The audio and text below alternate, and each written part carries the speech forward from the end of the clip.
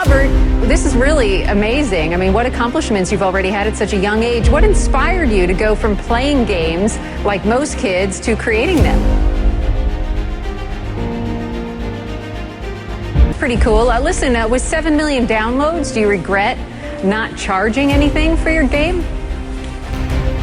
I've always had a fascination for computers and technology, and I made a few apps for the iPhone, iPod Touch, and iPad. My first app was a unique fortune teller called Earth Fortune. Well, I didn't know it was going to get that many downloads because it was my first thing and I didn't know how well it would do, so I just wanted to make it free. So no regrets.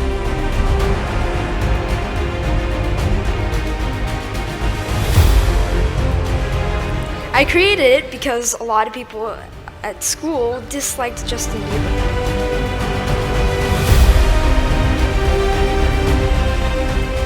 This is no ordinary boy.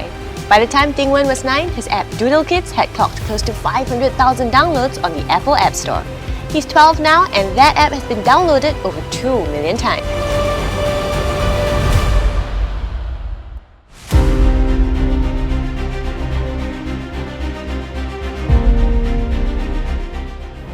And you can also change the background. There are several built-in backgrounds, and you can use a picture from your iPad or directly take a photo from within the app. I've created about 15 apps for both the Mac, iPhone, and tablet.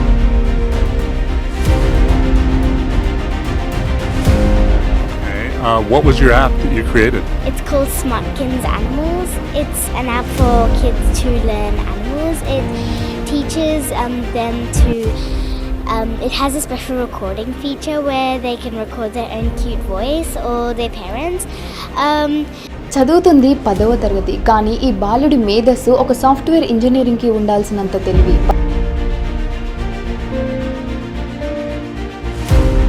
నేను 4th class నుంచి start చేశాను స్లోగా. నేను 4th robotics నేర్చుకున్నాను. Robotics తర్వాత ethical hacking మీద కొంచెం interest ఉండే. సో ఆఫ్టర్ దట్ నేను మళ్ళీ వెబ్ డెవలప్మెంట్ నేర్చుకున్నాను. వెబ్ డెవలప్మెంట్ నేర్చుకున్నాక ఎథికల్ హ్యాకింగ్ మీద స్టార్ట్ చేశాను. మొత్తం దాని మీద రీసెర్చ్ చేయడం అండ్ కొన్ని కోర్సెస్ అటెండ్ కావడం.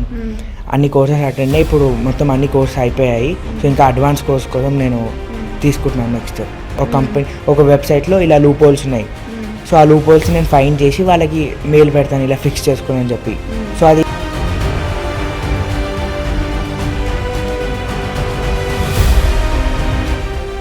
ఈ ఫోటోలో కనిపిస్తున్న చిన్నోడి పేరు కార్తికేయ జగన్.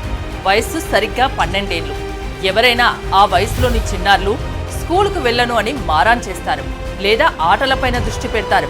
కానీ కార్తికేయ కాస్త డిఫరెంట్. లెర్నింగ్ యాప్స్ ను స్వయంగా అభివృద్ధి చేశాడు. దీంతో ప్రపంచంలోనే అత్యంత పిన్న వయస్కుడైన యాప్ డెవలపర్గా గిన్నిస్ బుక్ ఆఫ్ వరల్డ్ రికార్డులో చోటు సంపాదించుకున్నాడు. జవహర్ నవోదయ విద్యాలయంలో 8వ తరగతి చదువుతున్నాడు.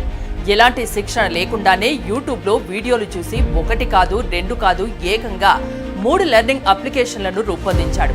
అయితే ప్రస్తుతం 45,000 మందికి పైగా విద్యార్థులకు ఉచిత శిక్షణను అందిస్తున్నాడు. మనం వాయిస్ కమాండ్ ఇస్తే గనక నా సాఫ్ట్వేర్ ఏదైతే ఉందో అది మొత్తం ల్యాప్టాప్ని కంట్రోల్ చేస్తుంది అనమాట. అనేది ఐడియా ఎప్పుడు వచ్చింది, అసలు ఏ వయసులో వచ్చింది నీకు? నాకు సాఫ్ట్వేర్ అనేది అయితే తెలియదు అక్క. నా చిన్నప్పుడు ఏం చెప్పినా మా మమ్మీ హ్యాపీగా ఉండాలి, ఈ వాయిస్ కమాండ్ తోటి మొత్తం అంతా ఏదో ఒక చేసే రోబోట్ కావాలి అనేది నా చిన్నప్పటి నుంచి కోరిక. దీన్ని సాఫ్ట్వేర్ అంటారని కూడా తెలీదు. ఇప్పుడు తెలిసింది కాబట్టి నేను ఇలాంటిదే దీన్నే రోబోట్ చేసి మా మమ్మీకి మసాజ్ చేసేలాగా కానీ వర్క్ చేసేలాగా కానీ మొత్తం అంతా పెట్టేయాలనుకుంటున్నాను అక్క. 10th క్లాస్ కుర్రాడు ఐజక్ జేవియర్ ఉన్నారు. సో అతను కోడింగ్ నేర్చుకొని అండ్ ఈ కోడింగ్ త్రూ సో అతను కొత్త ప్లాట్ఫామ్ని క్రియేట్ చేస్తూ ఉన్నాడు. నేనన్నా పైథాన్ నేర్చుకున్నా, జావా నేర్చుకున్నా. పైథాన్ అయితే ఫుల్ డాక్యుమెంటేషన్స్. యాక్చువల్లీ నేను 9th నుంచి నేర్చుకుంటున్నాను. తను సొంతంగా నేర్చుకొని పైథాన్ ప్రోగ్రామింగ్ ద్వారా జార్విస్ అనే కొత్త అసిస్టెంట్ని తయారు చేసుకొని తన ల్యాప్టాప్ని తన వాయిస్ కమాండ్స్ ద్వారా ఆపరేట్ చేస్తున్న